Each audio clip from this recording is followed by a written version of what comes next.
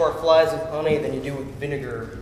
Oh, let me write that metaphor down so I can use it to impress my friends. It's an idiom. What? That saying is not a metaphor, it's an idiom. Oh, thanks for the English lesson. You are welcome. I was being facetious. I believe that is the correct terminology. It is. Now, listen, sit with me a few minutes. I need to talk to you about Dad and this moving thing. What's the point? I'm not moving. You know, for being so smart, you can be really stupid, you know that? Hey, no. Let me explain. Last night after Dad made his big accomplishment about his announcement and all, you didn't even give him 5 minutes to relish it. Listen, I like this place. I love our school, and Sam and I have been friends since we could crawl. I understand all that, and I agree with you. You do? Didn't sound that way from what I could hear. Suck up. Let's not get into name calling, shall we? Dad worked hard for that promotion, and you know that. I wasn't going to take that away from him, especially after you crashed and burned.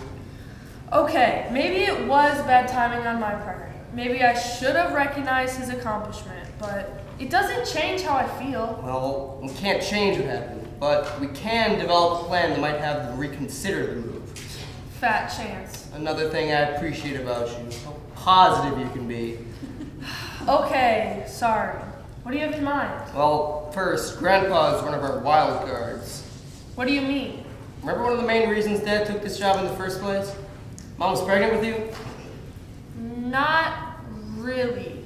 Refresh my memory. They wanted to have us closer to the grandparents so we can know them and have them as a part of our lives. They have been.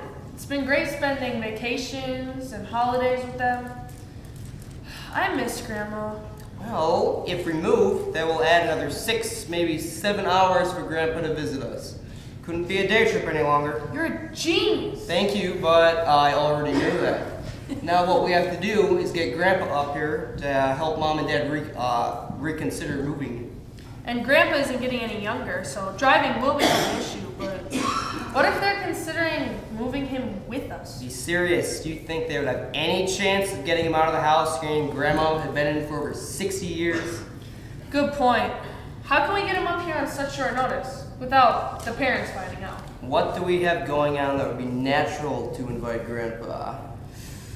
I have my music recital next month. Too far out, and my play doesn't open for 3 weeks. What about Rogue? What does she have coming up? I don't know. Wait, she has the regional swim meet next week, and you know how Grandpa loves spoiling her. The advantage of being the youngest. I'll text Grandpa. Then I'll suggest to Mom that we should make sure Grandpa is here for the swim meet. Let's do it! But no matter what, I'm not moving.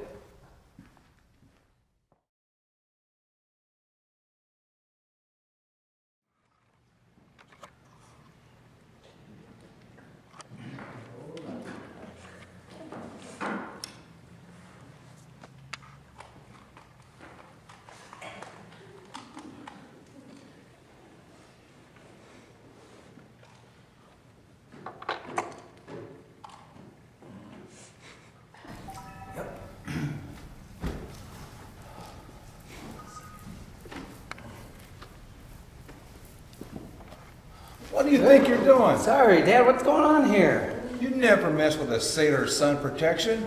On a PT boat, you have no protection from the sun as it reflects off the Pacific. Hell, last week McIntosh had to have both ears amputated because they were so burnt.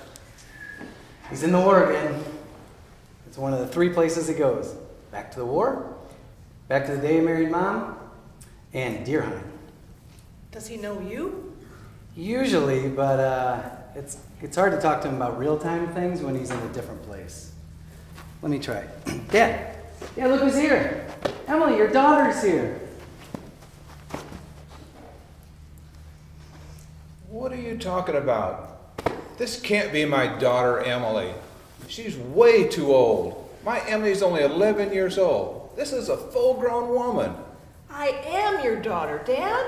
Don't you dare call me Dad. Now, you better be gone by the time I get back. I don't know what kind of trick is being played here, but I don't like it. I'm so sorry, Emily. He doesn't know me. He doesn't know you today, but maybe tomorrow. Oh, hold on one second. I have something to show. This is a picture of me and Dad. I had to circle myself and write, "This is your son Gregory." I put it next to his bed so every morning it's the first thing he sees. This is so hard. It hurts seeing him this way. Did you see the fear in his eyes when I told him you were his daughter? It doesn't process in his brain right now. He gets scared a lot. You said there were 3 places he goes to. He remembers you best when he thinks about hunting. It's like it happened yesterday. He tells the story in total detail with a lot of admiration for his daughter. He does love you, Emily. So when he remembers me as 11, does he remember any of the later years? Not really. Every now and then there's a glimmer, and he smiles when he talks about it, like he's proud his kids grew up okay. Or maybe that's just my wishful thinking. I remember the first time he took me deer hunting. So does he. We drove 3 hours in the snow. Almost got in an accident when a Jeep was hydroplaning on the ice and came out in front of us, spun around in circles, and then landed in a ditch. They were okay, so we continued to the hunting land. It was still pitch dark. He walked me down the trail and took me to the deer stand. He said he gave me the best stand so that I should be ready. I climbed the ladder, put on my safety harness, and Dad handed me the 30-30. He said he'd be back to have breakfast with me in a couple of hours. And I watched his flashlight disappear into the darkness. It took forever until it got light again. Left you sitting in the dark, huh? But he told me what you were doing when he came back. Singing and bopping in the deer stand. I didn't know you had to be perfectly quiet and still. But Dad wasn't upset because he told me that he did a similar thing when he was young. And then there's that hand warmer story. The hand warmer. I think that is what I loved most about deer hunting. Eating sandwiches which tasted so good. And then hearing stories that he told about himself and his dad and Laurel. They tell you these long stories and then give you instructions and get you back in the deer stand. And I followed them perfectly. About an hour later, I heard a single shot, and I knew it was Dad. At first I was excited, and then I was mad because I thought he was going to get a deer before me. And he did. Yeah, so about an hour later, here comes Dad dragging this large doe, and he told me to stay in the stand until dark and then walk back out to the car. If he heard a shot, then he would know that it was me. And if I thought that I hit something, then I should fire 3 more shots quickly, so then he would come running. It wasn't 15 minutes later when this buck came from behind and the left of me, and I waited until the deer got into a clearing, and he got broadside of me. And I remembered everything that Dad taught me. So then I took a deep breath, let out half of it, and then squeezed the trigger. The blast rocked my shoulder. I saw the buck take a couple of leaps into the brush, and I knew I had hit him. So I fired the 3 quick shots to alert Dad. And he came running and saw you pointing. I was so excited that I couldn't talk. And he ran a few yards and looked down and said, "Emily, come see your buck." I ran over, falling down, trying to reach the deer. And when I saw that buck, he was big and beautiful. And I heard Dad say, "Nice buck, daughter." And he handed me a knife and said, "Get started." I think he was kidding. He only had me start cleaning deer on my 3rd deer. Yeah. Well, what really got to me was when I looked up at him. And Dad had tears running down his cheeks. He was so proud and happy for me. There's always a special place in Dad's heart when it came to deer hunting. Yeah. Remember the rock? Ah, the rock. We will never forget the rock. It's eating at his brain, Emily. He's not only forgetting memories, he's gonna forget how to swallow, how to breathe. I want my dad back, and I know it isn't going to happen. So you ready for Plan B? Plan B.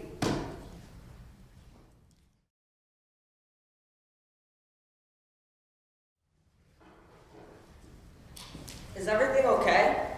What do you mean? I'm not sure, but for the past few months, you seemed extra quiet. Sad. It's nothing. And I heard Gail and Tiffany laugh when you walked by, whispering about something on Facebook and Instagram. Why do people have to be so mean? I thought so. They're bullying you, aren't they? Well, I'll put a stop to that right now. Sit down, Daniel. You'll just make things worse. Have you told anyone? Your parents, a teacher, your brother? What good would it do? You need to stand up to them. The little creeps. At least, that's what my mom said. You told your mom? No, not about you. I was just asking her hypothetical questions. You know, what if type questions. No names or anything. It might not make a difference anyway. What do you mean? It looks like we're moving to Minneapolis at the end of the school year. No, you can't. I mean, I don't want you to move. I mean, this just sucks. Well, maybe I won't be bullied there? Oh, that's right. You think? Not really. For some reason, being bullied has been my way. Am I so different? If you are, it's only in a good way. You're smart, a good swimmer, pretty. You know, for a girl, I see you as special, not different. Well, Tiffany and Gail don't see it that way, and neither do their friends. Oh, poop on them. Sorry for that, but it isn't right. And we're going to do something about it. We are? You bet. What? I don't know. Not yet. Trust me. You have a brother and sister that are experts at harassing people. That they are. I should know. They'll know what to do. Daniel, I don't want revenge. I just want it to stop. I understand, but a little revenge wouldn't be a bad thing. Yes, it would, because then I would be the bully. Never thought of it that way. You're right. But sometimes being bad can feel so good. That's what got us here. Right.